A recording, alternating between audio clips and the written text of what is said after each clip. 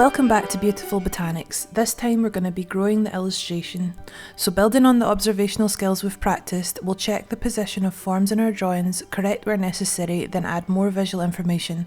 This stage will encourage you to look in closer detail at your botanical samples to help grow the illustration into a more accurate and refined pencil drawing that's ready to be inked. This time you'll need a sketch to continue working on and a botanical sample you use to make it. I'd recommend using the same pencil as before for corrections and then a very slightly softer and darker pencil for detail, as this will help you see where the final line should go. The next step is to double check the position of our lines and shapes. We're looking for how and where they relate to each other. Distance, if the space between notable points looks correct. Scale, do the shapes you've drawn seem the right sizes in comparison. Overlap, areas where lines intersect are good for reference. I thought I would just show you what I meant by correcting position. These are drawings from before and you can see that I'm altering them ever so slightly in each one, just where the positions of things should really be. That leaf, for example, I've made longer. You can see in this drawing that I'm paying better attention to the scale of the leaves in comparison to each other and just correcting that as I go.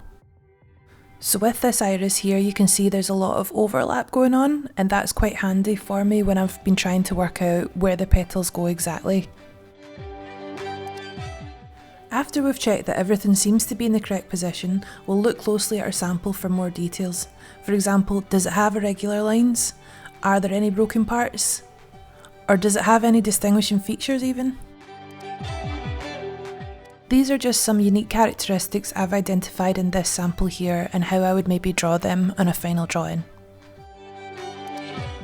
It can sometimes be difficult to get the details down. Another technique that can be of help is looking at negative space as an additional reference. Negative space is the space around the object you're drawing. On the left, that's in purple. The concept of negative space can be a wee bit confusing to get your head round. I know it definitely is for me, so I've written a little bit about it here and how to apply it, if you want to press pause now and just have a wee read. In these final time lapses, you can see that I'm taking into consideration the things that we mentioned in the detail section of the video. This part's taking me a bit longer because I'm really concentrating on looking for the details and getting things accurate. You can also see that I'm using a slightly darker pencil, and that's really just to differentiate between the reference layers below and the final drawing, because the next step will be to go over it in ink.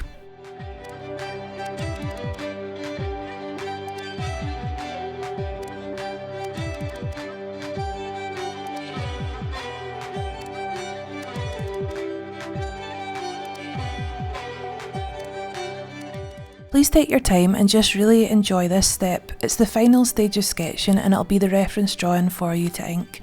I always think the more time and accuracy you invest here, the happier you end up with your final ink drawing, with all the pencil marks rubbed out, looking really neat and clean.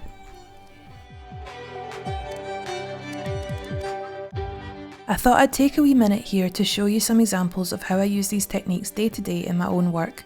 The beauty of practicing observational drawing skills is that not only are you able to apply them to other subjects, you can also then use these concepts to work from memory, or even when you want to draw something that you need to make up. It doesn't technically exist, which is good for me in my children's book work. This was a lionfish that was drawn from an image, and you can see how rough I'm being with the shape and line there, and jumping ahead to detail. With this skull, I had done a little bit of groundwork here, so this is me just refining it and bringing the final details in and correcting the position of the back of the skull there. This is a self-portrait from my website, and you can see how long it takes me to work the details out properly. Lots of changing and chopping, and this is one from a children's book work. This obviously doesn't exist, but the principles remain the same, and that helps me figure things out. So just to summarise, look at how the parts of your plant relate to correct the position. Be as observant as you can to catch all the unique details of your plant sample.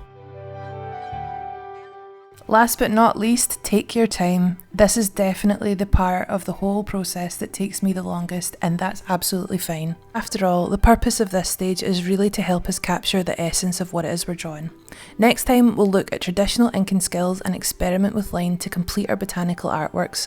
I'm going to be showing you how to use a dip pen and ink, which is a traditional media in the subject. Take care, see you later.